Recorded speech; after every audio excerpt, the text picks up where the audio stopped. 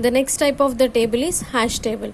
So collection of records are possible to store in particular table format called hash table by using the function known as a hash function. This procedure is known as hashing. So here collection of records are possible to store in particular table format. So we are storing the collection of records in a particular table format called as a hash table by using hash function. By using hash function we are storing the collection of records into the hash table, and this entire process can be called as a hashing. So see the example here. So this is the hash table. So these are the collection of the records which we are storing into the hash table by using hash function. So this is the hash table of size 5. Okay, here assume k is a key element. So here we are having keys like 40, 36, 27, 13, 84. So k is a key element.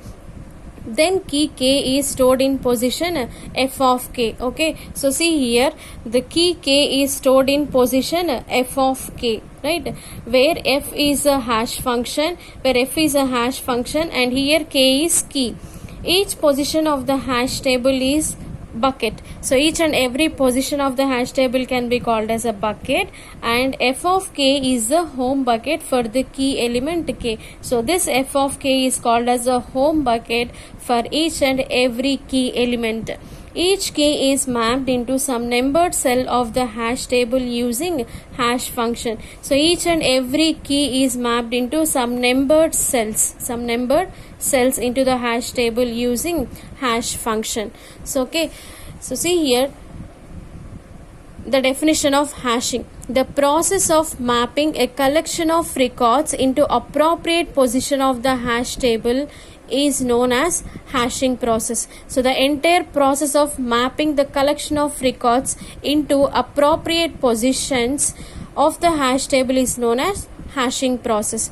And the next one is hash table. So the table used for storing a collection of records into appropriate positions by using hash function is known as hash table. The table which we are using for storing the collection of records into appropriate position is called as a hash table. And the next one is hash function. The function used for storing a collection of records into appropriate position of the hash table is known as hash function. The function which we are using to store the collection of records into appropriate position of the hash table is known as hash function. So here the entire process can be called as hashing. The table which we are using to store the records is called as a hash table, and the function which we are using to store these records is called as a hash function, right? And the next one is hashing techniques or hash functions. So these are the techniques which we are using to find out the appropriate index position for the keys. The given set of values is stored into appropriate position of the hash table with the help of hash function is known as hashing. So these are the methods which we need to find out the appropriate index positions. So these are the 4 methods. So what are the 4 methods here? Truncation method, folding method, mid-square method, division hash function methods, etc. So first one is truncation method. So in truncation method, the hash function h of the key k is obtained by ignoring a set of digits, and rest of the combination is used as array index position of the hash table. So here what we are doing in this method, we are ignoring some set of digits, and the rest of the combination is used as array index position. Okay, let's see the example here.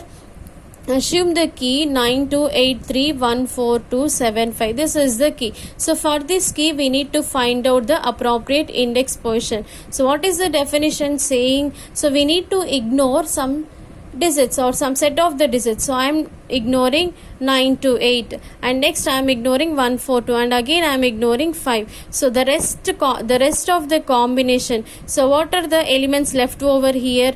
3 and 7. So the combination of 3 and 7 we can write it as 37. Therefore the given key is stored in 37th index position of the hash table. Okay, the next method is folding method. In folding method, partition the key k into number of parts as k1, k2 and so on kn. First we need to partition, that means we need to separate the key as k1, k2, k3 and so on kn.